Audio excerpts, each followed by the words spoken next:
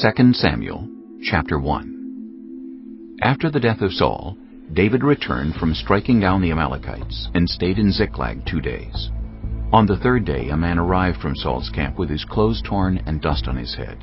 When he came to David, he fell to the ground to pay him honor. "Where have you come from?" David asked him. He answered, "I have escaped from the Israelite camp." "What happened?" David asked. "Tell me." "The men fled from the battle," he replied. "Many of them fell and died, and Saul and his son Jonathan are dead." Then David said to the young man who brought him the report, "How do you know that Saul and his son Jonathan are dead?" "I happened to be on Mount Gilboa," the young man said. "and there was Saul, leaning on his spear, with the chariots and their drivers in hot pursuit. When he turned around and saw me, he called out to me, and I said, 'What can I do?' He asked me, 'Who are you?' 'An Amalekite,' I answered. Then he said to me, 'Stand here by me and kill me. I'm in the throes of death, but I'm still alive.' So I stood beside him and killed him, because I knew that after he had fallen he could not survive. And I took the crown that was on his head and the band on his arm, and have brought them here to my lord." Then David and all the men with him took hold of their clothes and tore them. They mourned and wept and fasted till evening for Saul and his son Jonathan, and for the army of the Lord, and for the nation of Israel, because they had fallen by the sword. David said to the young man who brought him the report, "Where are you from?" "I am the son of a foreigner, an Amalekite," he answered. David asked him, "Why weren't you afraid to lift your hand to destroy the Lord's anointed?" Then David called one of his men and said, "Go, strike him down." So he struck him down, and he died. For David had said to him, "Your blood be on your own head. Your own mouth testified against you when you said, 'I killed the Lord's anointed.'" David took up this lament concerning Saul and his son Jonathan, and he ordered that the people of Judah be taught this lament of the bow. It is written in the book of Jasher. "A gazelle lies slain on your heights, Israel. How the mighty have fallen. Tell it not in Gath. Proclaim it not in the streets of Ashkelon. Lest the daughters of the Philistines be glad. Lest the daughters of the uncircumcised rejoice. Mountains of Gilboa, may you have neither dew nor rain. May no showers fall on your terraced fields. For there the shield of the mighty was despised. The shield of Saul, no longer rubbed with oil.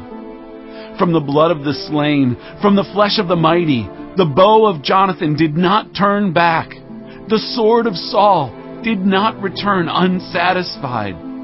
Saul and Jonathan, in life they were loved and admired, and in death they were not parted. They were swifter than eagles. They were stronger than lions.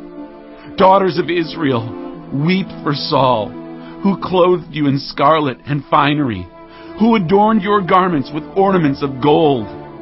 How the mighty have fallen in battle. Jonathan lies slain on your heights. I grieve for you, Jonathan, my brother. You were very dear to me.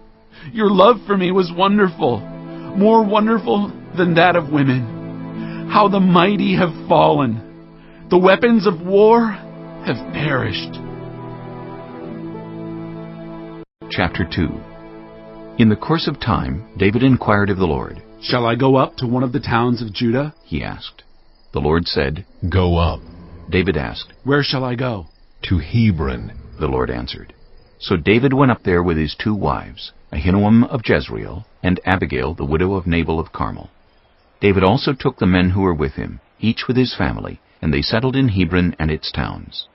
Then the men of Judah came to Hebron, and there they anointed David king over the tribe of Judah. When David was told that it was the men from Jabesh-Gilead who had buried Saul, he sent messengers to them to say to them, "The Lord bless you for showing this kindness to Saul your master by burying him. May the Lord now show you kindness and faithfulness, and I too will show you the same favor because you have done this. Now then, be strong and brave, for Saul your master is dead, and the people of Judah have anointed me king over them." Meanwhile, Abner, son of Ner, the commander of Saul's army, had taken Ishbosheth, son of Saul, and brought him over to Mahanaim. He made him king over Gilead, Asherai, and Jezreel, and also over Ephraim, Benjamin, and all Israel. Ishbosheth, son of Saul, was 40 years old when he became king over Israel, and he reigned 2 years. The tribe of Judah, however, remained loyal to David. The length of time David was king in Hebron over Judah was 7 years and 6 months. Abner, son of Ner, together with the men of Ishbosheth, son of Saul, left Mahanaim and went to Gibeon. Joab, son of Zeruiah, and David's men went out and met them at the pool of Gibeon. One group sat down on one side of the pool, and one group on the other side. Then Abner said to Joab, "Let's have some of the young men get up and fight hand to hand in front of us." "All right, let them do it," Joab said. So they stood up and were counted off, 12 men for Benjamin and Ishbosheth, son of Saul, and 12 for David. Then each man grabbed his opponent by the head and thrust his dagger into his opponent's side, and they fell down together. So that place in Gibeon was called Helkath Hazurium.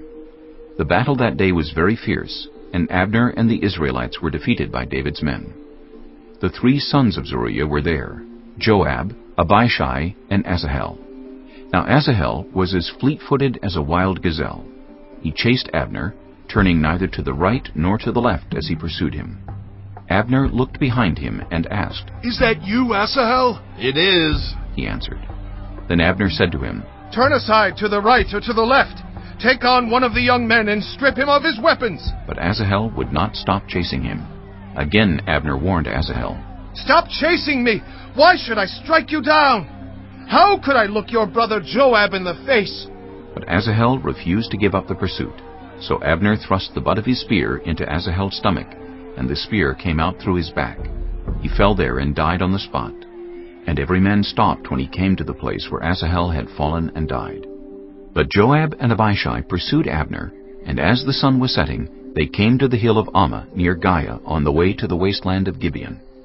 Then the men of Benjamin rallied behind Abner. They formed themselves into a group and took their stand on top of a hill.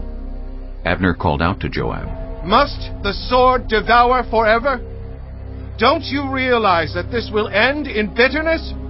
How long before you order your men to stop pursuing their fellow Israelites?" Joab answered, "As surely as God lives, if you had not spoken, the men would have continued pursuing them until morning."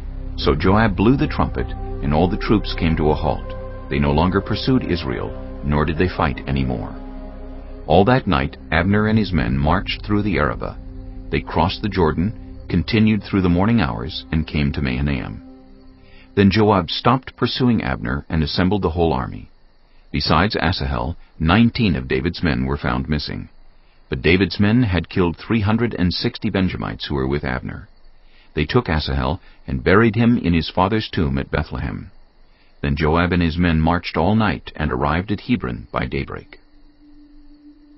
Chapter 3. The war between the house of Saul and the house of David lasted a long time. David grew stronger and stronger, while the house of Saul grew weaker and weaker. Sons were born to David in Hebron. His firstborn was Amnon, the son of Ahinoam of Jezreel. His second, Chileab, the son of Abigail, the widow of Nabal of Carmel. The third, Absalom, the son of Maacah, daughter of Talmai, king of Geshur. The fourth, Adonijah, the son of Haggith. The fifth, Shephatiah, the son of Abital. And the sixth, Ithream, the son of David's wife, Eglah. These were born to David in Hebron. During the war between the house of Saul and the house of David, Abner had been strengthening his own position in the house of Saul. Now Saul had had a concubine named Rizpah, daughter of Aiah. And Ishbosheth said to Abner, "Why did you sleep with my father's concubine?" Abner was very angry because of what Ishbosheth said, so he answered, "Am I a dog's head on Judah's side? This very day I am loyal to the house of your father Saul and to his family and friends. I haven't handed you over to David. Yet now you accuse me of an offense involving this woman? May God deal with Abner, be it ever so severely, if I do not do for David what the Lord promised him on oath, and transfer the kingdom from the house of Saul, and establish David's throne over Israel and Judah from Dan to Beersheba." Ishbosheth did not dare to say another word to Abner because he was afraid of him. Then Abner sent messengers on his behalf to say to David, "Whose land is it? Make an agreement with me, and I will help you bring all Israel over to you." "Good," said David. "I will make an agreement with you. But I demand one thing of you. Do not come into my presence unless you bring Michal, daughter of Saul, when you come to see me." Then David sent messengers to Ishbosheth, son of Saul, demanding, "Give me my wife Michal, whom I betrothed to myself, for the price of 100 Philistine foreskins." So Ishbosheth gave orders and had her taken away from her husband Paltiel, son of Laish. Her husband, however, went with her, weeping behind her all the way to Bahurim. Then Abner said to him, "Go back home." So he went back. Abner conferred with the elders of Israel and said, "For some time you have wanted to make David your king. Now do it. For the Lord promised David, 'By my servant David I will rescue my people Israel from the hand of the Philistines and from the hand of all their enemies.'" Abner also spoke to the Benjamites in person. Then he went to Hebron to tell David everything that Israel and the whole tribe of Benjamin wanted to do. When Abner, who had 20 men with him, came to David at Hebron, David prepared a feast for him and his men. Then Abner said to David, "Let me go at once, and assemble all Israel for my lord the king, so that they may make a covenant with you, and that you may rule over all that your heart desires." So David sent Abner away, and he went in peace. Just then David's men and Joab returned from a raid, and brought with them a great deal of plunder. But Abner was no longer with David in Hebron, because David had sent him away, and he had gone in peace. When Joab and all the soldiers with him arrived, he was told that Abner, son of Ner, had come to the king, and that the king had sent him away, and that he had gone in peace. So Joab went to the king and said, "What have you done? Look, Abner came to you. Why did you let him go? Now he is gone. You know Abner, son of Ner. He came to deceive you and observe your movements and find out everything you are doing." Joab then left David and sent messengers after Abner, and they brought him back from the cistern at Sirah. But David did not know it. Now when Abner returned to Hebron, Joab took him aside into an inner chamber, as if to speak with him privately. And there, to avenge the blood of his brother Asahel, Joab stabbed him in the stomach, and he died. Later, when David heard about this, he said, "I and my kingdom are forever innocent before the Lord concerning the blood of Abner, son of Ner. May his blood fall on the head of Joab and on his whole family. May Joab's family never be without someone who has a running sore or leprosy, or who leans on a crutch, or who falls by the sword, or who lacks food." Joab and his brother Abishai murdered Abner because he had killed their brother Asahel in the battle at Gibeon. Then David said to Joab and all the people with him, "Tear your clothes, and put on sackcloth, and walk in mourning in front of Abner." King David himself walked behind the bier. They buried Abner in Hebron, and the king wept aloud at Abner's tomb. All the people wept also. The king sang this lament for Abner: "Should Abner have died as the lawless die? Your hands were not bound, your feet were not fettered. You fell as one falls before the wicked." And all the people wept over him again. Then they all came and urged David to eat something while it was still day. But David took an oath, saying, "May God deal with me, be it ever so severely, if I taste bread or anything else before the sun sets." All the people took note and were pleased. Indeed, everything the king did pleased them. So on that day, all the people there and all Israel knew that the king had no part in the murder of Abner, son of Ner. Then the king said to his men, "Do you not realize that a commander and a great man has fallen in Israel this day? And today, though I am the anointed king, I am weak, and these sons of Zeruiah are too strong for me. May the Lord repay the evildoer according to his evil deeds." Chapter 4. When Ishbosheth, son of Saul, heard that Abner had died in Hebron, he lost courage, and all Israel became alarmed. Now Saul's son had 2 men who were leaders of raiding bands. One was named Baanah, and the other Rechab. They were sons of Rimmon the Beerothite, from the tribe of Benjamin. Beeroth is considered part of Benjamin, because the people of Beeroth fled to Gittim and have resided there as foreigners to this day. Jonathan, son of Saul, had a son who was lame in both feet. He was 5 years old when the news about Saul and Jonathan came from Jezreel.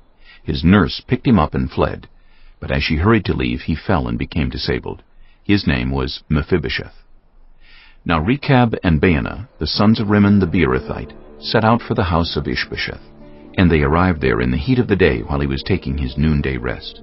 They went into the inner part of the house as if to get some wheat, and they stabbed him in the stomach. Then Rechab and his brother Baanah slipped away. They had gone into the house while he was lying on the bed in his bedroom. After they stabbed and killed him, they cut off his head. Taking it with them, they traveled all night by way of the Arabah. They brought the head of Ishbosheth to David at Hebron and said to the king, "Here is the head of Ishbosheth, son of Saul, your enemy, who tried to kill you. This day the Lord has avenged my lord the king against Saul and his offspring."